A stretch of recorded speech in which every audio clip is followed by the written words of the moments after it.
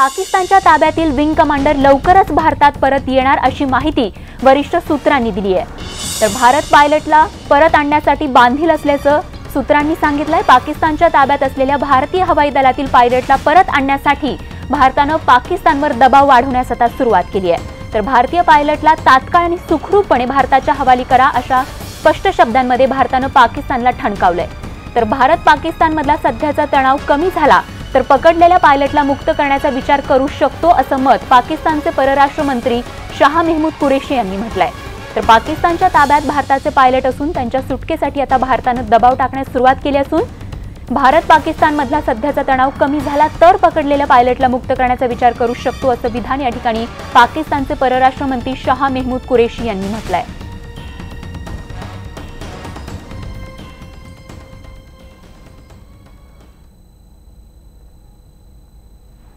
तर एकीकडे शांततेसाठी चर्चेस तयार असल्याची भाषा करणाऱ्या पाकिस्तानने जम्मू काश्मीरच्या पूंछ भागातील कृष्णा घाटी आणि मेंढार सेक्टरमध्ये मात्र शस्त्रसंधीचं उल्लंघन केलंय। पाकिस्तान दहशतवाद्यांनी भारतीय पोस्टच्या दिशेने गोळीबार केलाय तर भारतीय लष्कराकडूनही त्याला चोख प्रत्युत्तर देण्यात आलंय।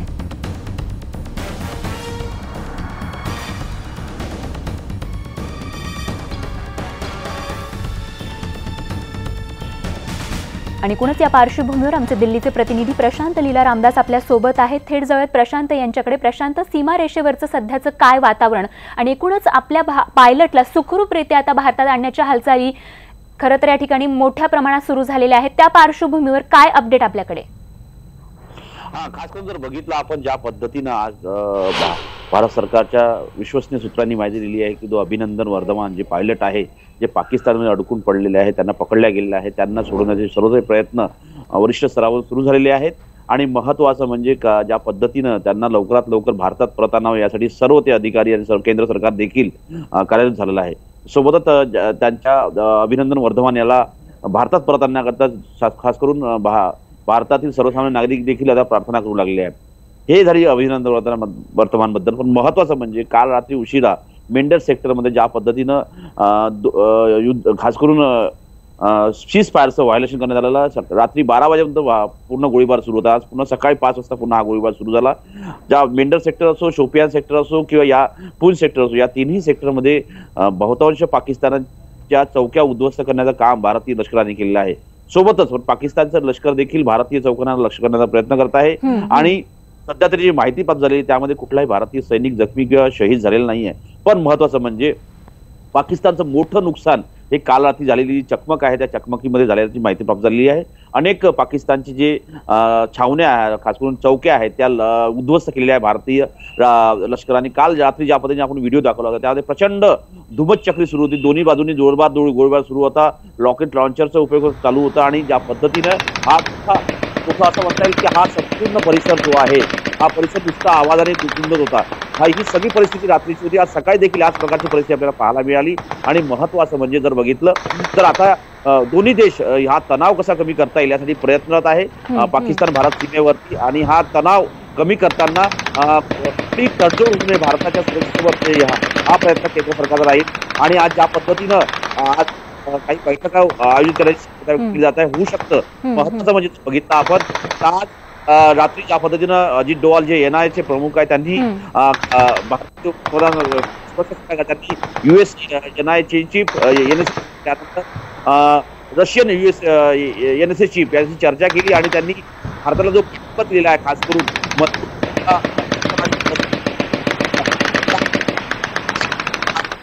संदर्भात चर्चा झालेली आहे। व्हिएना जे कन्व्हेन्शन आहे त्या व्हिएना कन्व्हेन्शन नुसार कुठल्याही युद्धबंदीला हे पकडल्यानंतर त्याला त्या देशात पाठवण्याचं गरज असते, तशी ती तरतूद आहे। त्यामुळे त्या तरतुदीचा वापर करावा असंही पाकिस्तानला सांगण्यात आलं आहे। आणि या प्रकारचं प्रयत्न भारताचा राखणार आहे। अजूनही म्हणता येईल की अजूनही परिस्थिती जी आहे भारत आणि पाकिस्तान सीमेवरती ती तणावपूर्णच आहे। अगदी तर सीमा रेषेवरची जी परिस्थिती आहे अद्यापही तणावपूर्ण आहे अशीच अपडेट आमच्यापर्यंत पोहोचवत राहा। तुर्तास धन्यवाद प्रशांत या माहितीसाठी। तर विंग कमांडरला परत आणण्याबाबत आम्ही ज्येष्ठ सरकारी वकील उज्ज्वल निकम यांच्याशीही बातचीत केली, ते काय म्हणालेत बघूयात। कायदेतज्ञ उज्ज्वल निकम आपल्यासोबत आहेत। निकम सर, स्वागत आहे आपलं न्यूज 18 लोकमतमध्ये। जो भारतीय पायलट हा पाकिस्तानच्या ताब्यात आता आहे पाकिस्ताननं त्याचा व्हिडिओ आणि फोटो जारी केला आहे. जिनेवा कराराचं आपण त्याला उल्लंघन म्हणतोय. जिनेवा करारात असं नेमकं काय लिहिलेलं होतं की ज्याचं पाकिस्ताननं उल्लंघन केलंय? जिनेवा करारानुसार दोन शत्रू राष्ट्रांमध्ये ज्या वेळेला युद्ध होते किंवा दोन्ही शत्रू राष्ट्रांचे सैनिक एकमेकांच्या ताब्यात पकडले जातात तेव्हा या करारानुसार त्या देशातील देशाने त्या संबंधित देशाला ते कैदी परत दिले पाहिजेत असा अलिखित एक नियम आहे. आणि म्हणून भारताने ज्या वेळेला अभिनंदन यांना पाकिस्तानच्या हद्दीत पकडल्याचा दावा पाकिस्तानने केला त्यावेळेला भारताने ही बाब स्पष्ट केली की जिनेवा करारानुसार अभिनंदन यांना कुठल्याही प्रकारे मारहाण किंवा छळवणूक होता कामा नये. नंबर 1. नंबर 2, जिनेवा करारानुसार अभिनंदन यांना भारताच्या ताब्यात पुन्हा सुपूर्द करण्यात यावा. अर्थात या गोष्टीला पाकिस्तानकडून निश्चित प्रतिकार केला जाईल. पाकिस्तान म्हणेल की हे युद्ध सुरू झालेलं नाही, भारताने त्याचं घोषित केलेलं नाही, त्यामुळे जिनेवा कराराचा फायदा यांना मिळणार नाही. पण आपण एक गोष्ट लक्षात घेतली पाहिजे की जैसे मोहम्मदने ज्या वेळेला हा दावा मान्य केला की आम्ही भारतावरती पुलवामाचा आत्मघातकी हल्ला आमच्या माणसाने केला आणि तितकंच नाही तर मौलाना मसूद अझहरने याबद्दलची दरपोक्ती केली आणि म्हणून आपल्या भारतीय हवाई दलाने जैसे मोहम्मदचे जे ठाणे होते ते काल उद्ध्वस्त केले. त्याकरता त्याला प्रतिसाद म्हणून पाकिस्तानची काही विमानं भारतीय हद्दीत घुसण्याचा प्रयत्न त्यांनी केला. बरोबर. म्हणजे आपण हे सांगितलं होतं की भारताच्या परराष्ट्र सचिवांनी ही बाब स्पष्ट केली होती की आम्ही पाकिस्तानची कुठे युद्ध सुरू केलेलं नाही. बरोबर. परंतु अतिशय मर्यादित स्वरूपाचं हे जिथे अतिरेकी आहेत त्यांच्यावरती आम्ही हा हल्ला केलेला आहे आणि कारण आम्हाला आमच्या देशाचं सार्वभौमत्वचं रक्षण करण्याची आमची जबाबदारी आहे हे भारतीय हवाई दलाने पूर्णतः स्पष्ट केलं होतं. बरोबर. अशा परिस्थितीत पाकिस्तानची विमानं आज जेव्हा त्यांनी घुसेखोरी बघत होते भारतीय हद्दीमध्ये त्यांना प्रतिकार आपल्या विमानांनी केला आणि त्या याच्यामध्ये आपलं एक MiG-29चे पायलट अभिनंदन हे पाकिस्तानच्या हद्दीत जखमी झाले आणि त्याकरता पाकिस्तानने आता त्यांना युद्धबंदी म्हणून त्यांनी घोषित केलेलं आहे.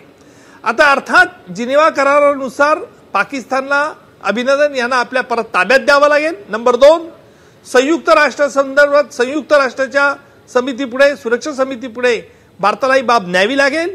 नंबर 3, संयुक्त राष्ट्रसंघाच्या देखरेखीखाली अभिनंदन यांना ठेवलं जात आहे की नाही आणि जिनेवा कराराचं पालन केलं जात आहे की नाही याची देखील मागणी करावी लागेल. सर, आणखीन एक 2-3 प्रश्न आहेत पण पुन्हा एकदा ग्राफिक्सवर नजर टाकूया. ज्यांनी आताच टीव्ही लावलाय त्यांच्याकरता दुसऱ्या महायुद्धानंतर युद्ध कैद्यांचा जो मुद्दा आहे तो ऐरणीवर आला होता.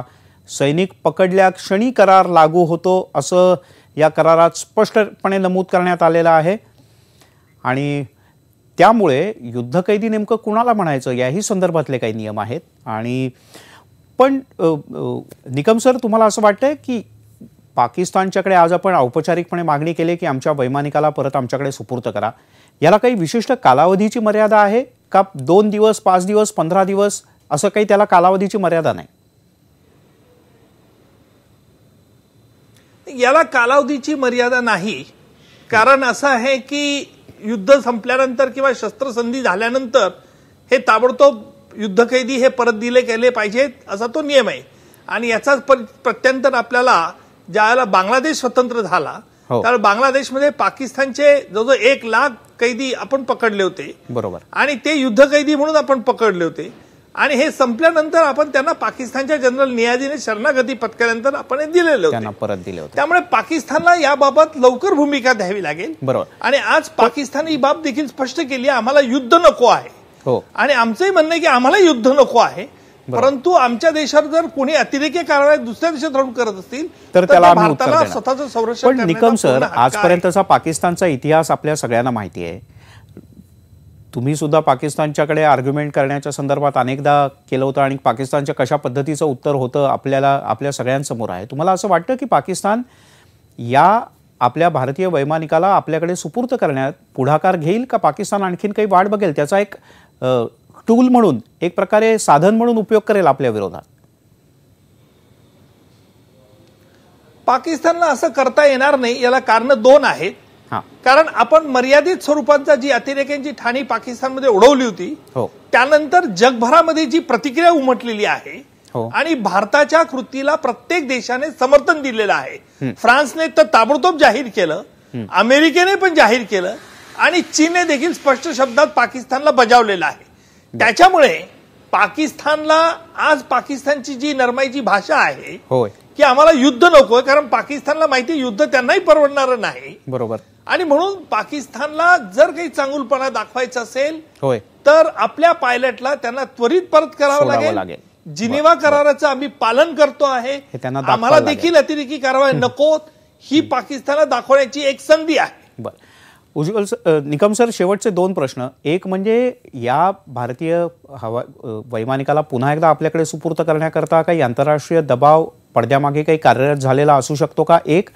आणि दुसरं, आपला एक माणूस पाकिस्तानच्या ताब्यात असल्यावर आपल्याला जी काही पाकिस्तानवर कारवाई करायची आहे, पाकिस्तानमधल्या दहशतवादी तळांवर जी आपल्याला कारवाई करायची आहे, पाकिस्तानच्या जनतेवर नाही, पाकिस्तानमध्ये असलेल्या दहशतवादी कॅम्प्सवर आपल्याला जी कारवाई करायची आहे त्याच्यात काही अडथळे अडचणी येऊ शकतात? नाही, माझ्या मते याच्यात कुठलीही अडचण येऊ शकत नाही. कारण पाकिस्तानने देखील हे जाहीर केलेलं आहे की तुमचा पायलट आमच्या ताब्यात आहे. हो. आणि त्याच्यामुळे कायदेशीर दृष्ट्या आणि नैतिक दृष्ट्या हो. पाकिस्तानची जबाबदारी राहील. आणि पाकिस्तानने जर तसं केलं नाही तर त्याचे गंभीर परिणाम होऊ शकतात हे पाकिस्तानला पूर्णपणे माहिती आहे. नंबर 2, आपण जो आंतरराष्ट्रीय समुदायाचा दबाव सांगितला हो. तर निश्चितपणे याच्यात आंतरराष्ट्रीय समुदायाचा देखील दबाव पाकिस्तानवर येणार.